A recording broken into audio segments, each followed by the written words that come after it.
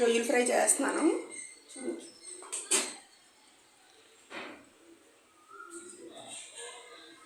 కళాయిలో oil వేసుకోవాలన్నా.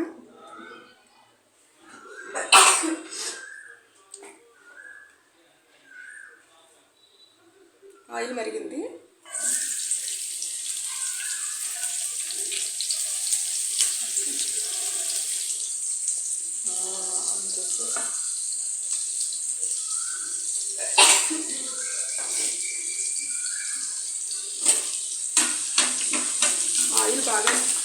Oil మరిగాక onions వేసుకొని deep fry అవ్వాలంటే గోల్డ్ కలర్లో రావాలి ఆనియన్స్.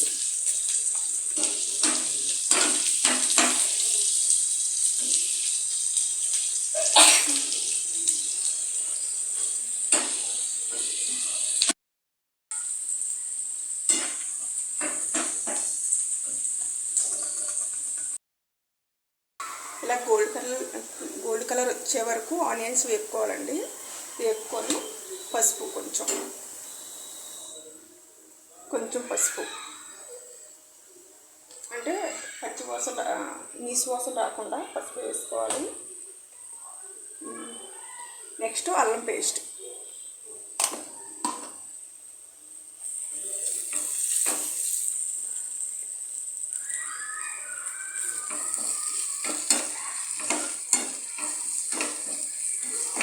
ఇలా కొంచెం అల్లం పేస్టు పచ్చి వాసన పోయే వరకు కొంచెం వేపుకోవాలి.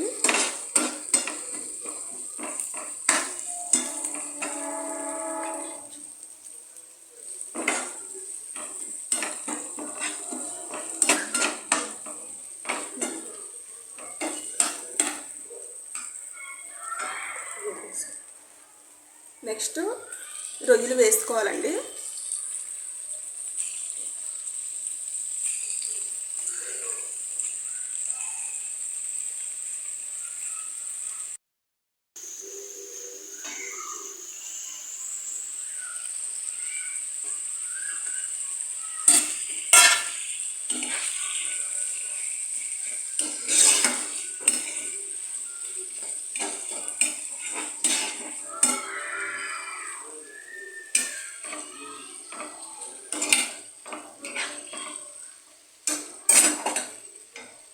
నెక్స్ట్ సాల్ట్, తగినంత సాల్ట్ వేసుకోండి.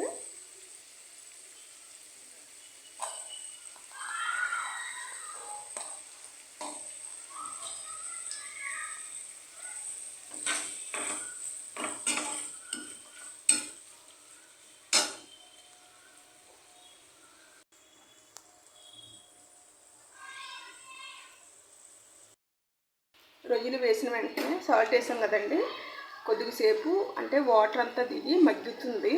సో మూత పెట్టుకోవాలి. ఇప్పుడు ఇది మగ్గాక కారం వేసుకుందాం 5 minutes. ఇప్పుడు మూత తీసి చూద్దాం ఎంతవరకు వచ్చిందో. మూత పెట్టడం వల్ల ఆవిరికి ఇలా వాటర్ వస్తుందండి. దీనివల్ల రొయ్య బాగా ఉడుకుతుంది. ఇప్పుడు మనం కారం వేసుకోవాలి తగినంత.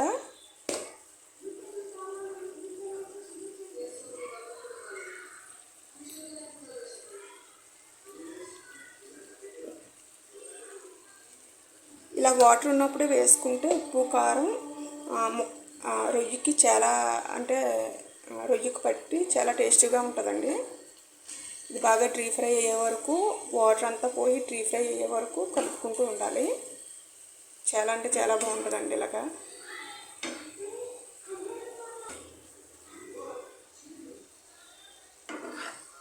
మొత్తం ఇదంతా ఇలా కలుపుకోవాలి నీట్గా.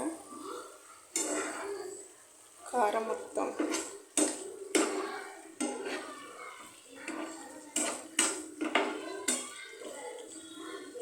పచ్చి రొయ్యలు ఎవరైనా వండాలనుకుంటే కనుక ఇలా ట్రై చేయండి. చాలా బాగుంటుందండి డ్రీ ఫ్రైలా చేసుకుంటే.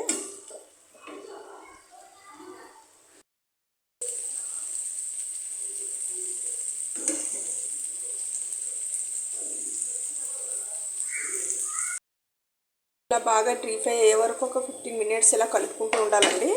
ఇప్పుడు లాస్ట్ మనకు ఫ్రై అయిపోయింది. లాస్ట్ గరం మసాలా